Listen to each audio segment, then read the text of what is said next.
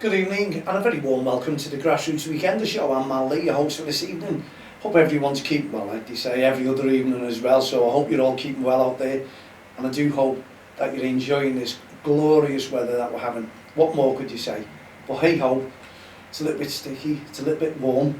Have you been getting to sleep through the night because it's murky and muddy and oh god, all sweaty? So if you can hear a rumbling, a little bit noise, a bit of a noise in the background, then it's the fan. It's cooling me down. As you can see, the paper is blowing in front of me. But let's just hope that you're all nice and cool and you've been at the beach or you've had your grassroots football today and then you've gone to the beach, picnics, whatever you may go. But let's just hope that you're enjoying yourself, whatever you're doing. Smiles on your faces, people going out, walking about, social distancing. We can't forget that one, can we? Anyway, it's great to have you on board, especially to all you viewers on the DXTL TV from the touchlines and also from our website on www.don'ttexttheline.com. So it's a very warm welcome from me. Just checking that everything is honky-dory and we're on here. Excuse me. So we know the camera is recording, the paper's blowing, the fan's on and getting nice and cool, but I need to bring the show to yourselves because it's Saturday. So if you've been out and about today, enjoying your football, we love your feedback. Mal at don'ttexttheline.com. Add me as a friend on Facebook, Twitter, LinkedIn, all the social network sites. I'm going to have to block this down. It's just a little reminder of what I've got on soon. Anyway, how did your games go? Well, we've had one or two bits of feedback off managers, talking to us about social distancing, talking to us about parents having a little go at the kids, having a little shout at the kids, and new managers coming on board and telling us that this is only in training, by the way, this is not friendlies, that parents are having a go at their children for not listening, to not getting. Kids are kids, especially at a young age. You've just got to give them a bit of fun when you're coaching. Make sure that they're all smiling, make sure that they're enjoying it, because there's nothing worse than you're coaching the kids and they're just not enjoying it. That means something's not right. They need to be enjoying it, they need to be having fun, and that is what coaching is all about, to be honest, as well, because the kids will develop more and learn more. So a good coach, what is a good coach? Gets the kids smiling, gets the kids asking their mums and dads, they want to go to training, they want to go to football, because they can't wait to get involved. That is what a good coach brings to grassroots football. Seen it, done it, wore the t-shirts, watch coaches all day long, and you can see a difference in certain coaches. Not naming any names, but I just know who's good and who's not. So when you're out and about, it's like the parents will watch, parents will take it in, take it on board, but they haven't done the course. So hats off to every coach who have done the level 1s, level 2s, and are learning quickly and developing themselves as well, because it's not all about getting your coaching badge and you know everything. You still learn every single day. Well, I got an email, got a message on WhatsApp. Yes, I don't like joining many groups because it bombards you. You can't watch Netflix, you can't watch anything, can you? Because it's boop, boop, boop. And our life is taken up by the dreaded phone, because you're watching something and then before you know it, the phone's going. It's every 30 seconds. So you're there, you're catching, you're there, you're catching. And then you're suddenly sending a message to someone that you didn't want to send a message to in the first place. And then you start panicking, you start thinking, oh no, what did I put in that message? And it's fact, isn't it? We all do it. And we all have to apologise, don't we? It all depends what's in the message though, doesn't it? Whether that apology is accepted. Right, and we do know that emojis, they're all sent differently, they're all sent wrongly. So you've got to be very careful what you put in a message as well. But as I say, we're all phone buffs. We need to put the phone down sometimes. At least we do in grassroots football. You don't see, hopefully you don't see a referee on the phone when they're refereeing. You don't see the coach. Well, you may see lots of coaches answering the phones, texting. But at least the kids don't have the phones. They are all put away, safe. Well, we're not in the dressing rooms now, the parents will be holding them. But, as I say, it's all safe, and that's what safety is all about, safeguarding, especially in COVID or with COVID-19 in grassroots football. We need to put that in perspective, and we need to adhere to the guidelines that the FA have sent out, and they're giving weekly updates, daily updates if it may be, so we all need to adhere to them. Do you still know any teams who are out there and not put the COVID-19 into practice? I'm sure there'll be one or two, but then again there's going to be a lot of hiccups, people just getting used to things, people not sure about things. But if you're not sure about things, you shouldn't really put the games on in the first place, and that's what the guidelines are telling many teams out there. So fingers crossed you're all getting there, because this is the second full week, isn't it? Yeah, it's the second weekend into grassroots football, so we need to know whether you've got everything into place.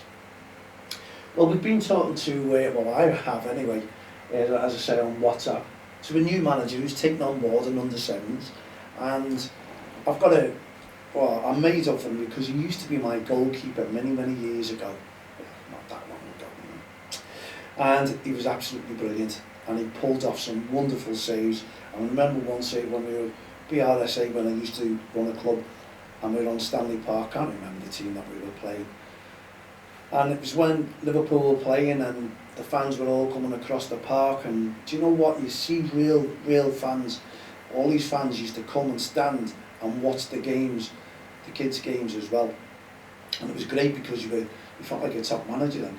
You really did feel like the real boss, but there was no stopwatch for us. It was just one of those, and you give it all. You just started shouting, coaching, and making sure that everyone knew that you were the coach, and they were all looking and watching. But you know what? It was fantastic, because the real football fans, they all stood there, and I'm sure when one of the shots come in from the opposition, Wayne reached up, dived and tipped it over the bar, top right hand corner. I can imagine it in his yellow top, and the round of applause. Well, I wish I had the phones out then and the cameras all around, just to have played that and played it, and it lifted all the kids. You could see the spirit of the kids. It lifted them. They were enjoying, loads and loads of fans coming to watch. It was just unbelievable. And anyway, going back to why I'm talking about Wayne McPartland, he's now decided to take on his lads' team, under-7s, and he's joined a club that has been around for many years, and we all know about Mags, don't we? And I think they've got 63 teams this season, so from under-7s right up to open age, and we heard a lot about Mags, and it's a well-run club, and you see loads and loads on social media about friendlies that they have coming up, all getting ready for the big games. And Wayne has took the step, and he's learned from the best.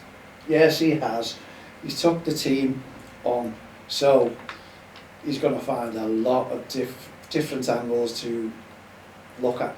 Anyway, you know, he's come across one or two incidents at the moment where he's in training, where he reckons that kids are scared to look up because they're scared of getting shouted at. So he wants to make a difference, and it looks like Wayne is coming on the team with Don't Cross the Line as well, because we're going to have PowerPoint presentations. I think I've told you that a good while ago. We're really set on these working. So come next week, I've got a nice sit-down meeting with Wayne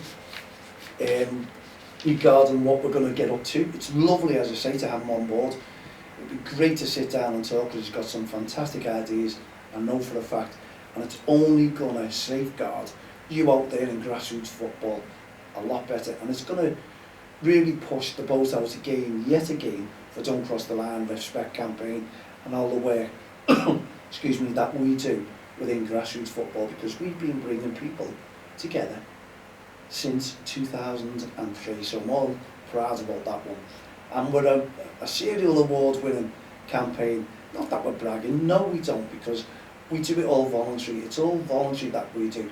It's a community interest company, but as I say, everything that we do all goes back into grassroots football. You've seen us with our young commentators, you've seen us on the touchlines, you've seen us interviewing people, bringing stories to you, news and views, and getting it from the chest, what people do feel really about grassroots football. And not so long ago we had a manager who come in because he was in a bit of conflict regarding another manager, or parent should I say, and it was all done within, well, in front of many women and children as well. It wasn't nice, and I approached them and I got the manager in, and do you know what, it was brilliant, and it went down very, very well indeed. To come in and apologise on air, absolutely fantastic.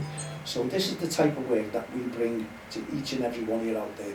We want to bring people together, and as I say, we're bringing Wayne together because Wayne is top man. You'll meet him. We're going to do an interview, podcast with him as well. He can promote anything he wants, but also with him having a team under sevens, anyone out there, any businesses listening, because we do know what grassroots football is all about. Giving kids a game of football, trying to keep them all off the street, start them at a young age, develop their skills, and only the coach can develop their skills. And to do that, they need backing, they need support. So Wayne is putting a appeal out, if you can. Any of my great listeners, watchers out there, any businesses who want to get the name, we'll give you all advertisements. If you can come across around about £400 or £500, they want to get the names, or they want to buy a new kit, an away kit, a second kit, and if you can help them, the sponsorship, your name will be all over the kit, but also respect will be on that kit. I'm sure it will, because it means a lot to the likes of Wayne with Don't Cross the Line. He wants to portray, get the message across throughout the Mags Club, throughout any teams that he meets on his travels. He wants to stamp out and eradicate, like us, the poor behaviour that we witness on touchlines, week in, week out. And if it's happening on friendlies, dear me, what's going to happen, or in training, what is going to happen when the real games start again? We're in the middle of a terrible virus, but since 2003, we've been in a right virus, haven't we, with poor touchline behaviour. So we need to work together. Yes, we need to eradicate and get rid of irate parents, spectators from our touchlines, and we want the good parents, the good supporters out there supporting the kids, supporting the referees, because a lot of the referees as well start at the age of 14 years of age, so they're only kids themselves until they're 18, so work it out yourself. We don't want any poor behaviour, do we? And we've got to give a mention to Olivia Henderson, who's getting rave reviews, which is only expected. Only expected. She's our junior ambassador for Don't Cross the Line. She's a top class referee. I swear to it, you've just got to see her, witness her in there. She keeps up with the game, she keeps the speed up, she talks to the kids, she makes sure that she gives, she'll admit if she made a decision, but not at the start of the game or through the game. So we need to get off referees' backs.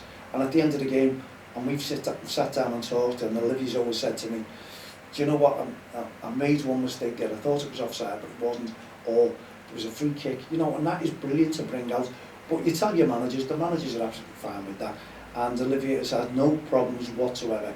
And I don't know what to call her Olivia, or does she want to be called Hendo? So whatever you do, next time that you see Olivia out there refereeing, when you see her, just call her Hendo. It'll make her day, I assure you.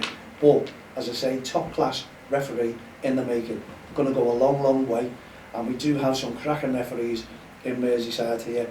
Female referees, tell you what, they're very few and far between. They're hard to find, but we've got a top class one there in the making.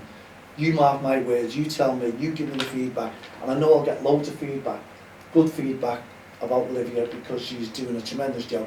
And why do you think she's on board as a junior ambassador for Don't Cross the Line? You say junior ambassador, she's doing a lot of work for Don't Cross the Line, publicising the good behaviour, the good touchline behaviour. She understands situations about referees and what they're going through as well. So she's going to make, mark it down, go to the bookies, and you tell me if Olivia Henderson is not in the Premier League with women in football in, I don't know, let me say, I'd go as far as saying 5-6 years time. It's not long to wait, is it? It definitely isn't going to be high class. It's going to go up the levels, watch this space, see if I'm right or I'm wrong. Anyway, going back to Wayne, if you can help out, if you're a business, £400 or £500, get the kit for them, training tops, and make sure that these kids can go ahead and portray the message that we're all trying to get across in grassroots football, which is simply don't cross the line. Be respectful, go out there, respect the referees, respect each other, play the game, go out there, fair play, get that message across from the kids upwards. When they go into amateur football, when they go into Premier League football, they have learned their lesson. So we need to instill, we need to educate not just the kids, not just the mums and dads, all these spectators on and off the field of play. We need to educate everyone in grassroots football. We can all learn. I'm still learning. We can learn every day. And it looks like Wayne is on board with Don't Cross the Line. And you wait till we announce our PowerPoint presentations. There'll be lists of teams wanting to get on. I know for a fact.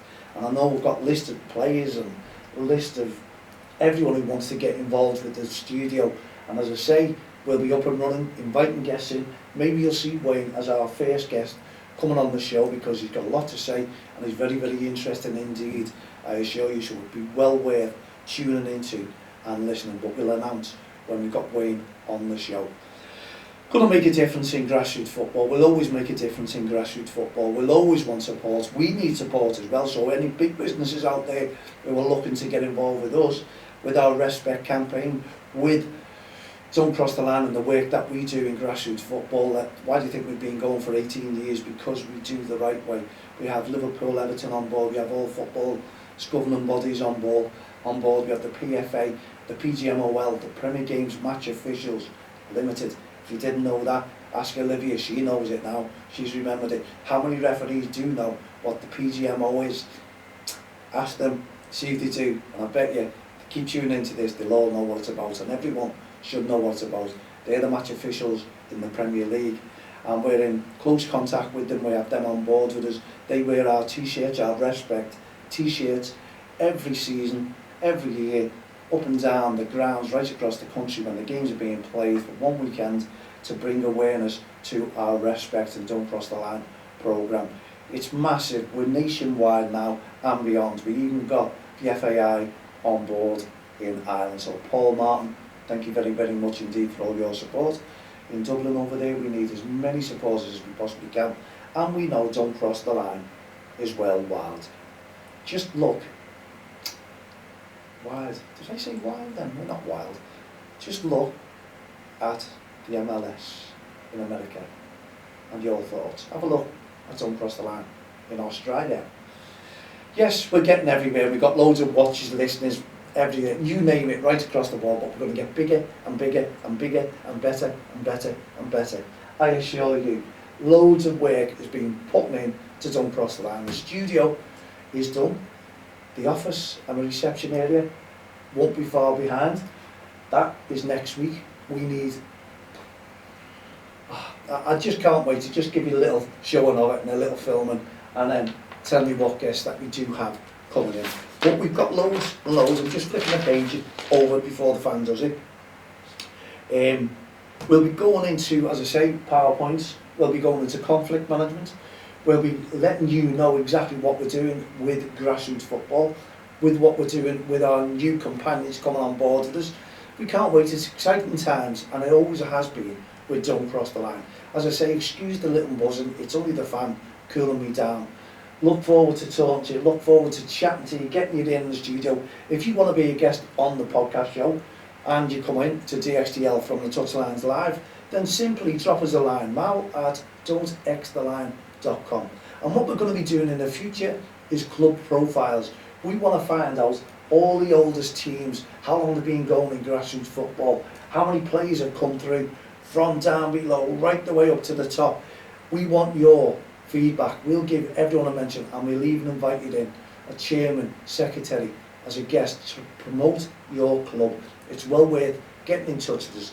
Mal again at don'txtheline.com. Don't put again in, just mal at don'txtheline.com. I'm looking to this because I want to try and keep it up to the 20 minutes. That's why I keep looking at the screen to stop that, to stop the camera and get the show up and running and loaded up for tonight.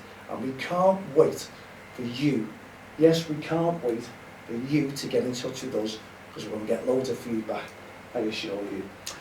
Well, there you go. I hope you've enjoyed the show. If you've got any more input that you'd like to put for tomorrow evening's show, then simply drop us a line and we'll get it read out for you and all our viewers and listeners worldwide. Yes, worldwide. Don't cross the line. So, in the meantime, thank you very much for tuning in. We'll be back again tomorrow evening at 7 p.m. So from myself, Mal Lee, and all the team here at the Grassroots Show, Don't Cross the Line and Respect programme, have a great evening. See you tomorrow at 7. Good night, God bless.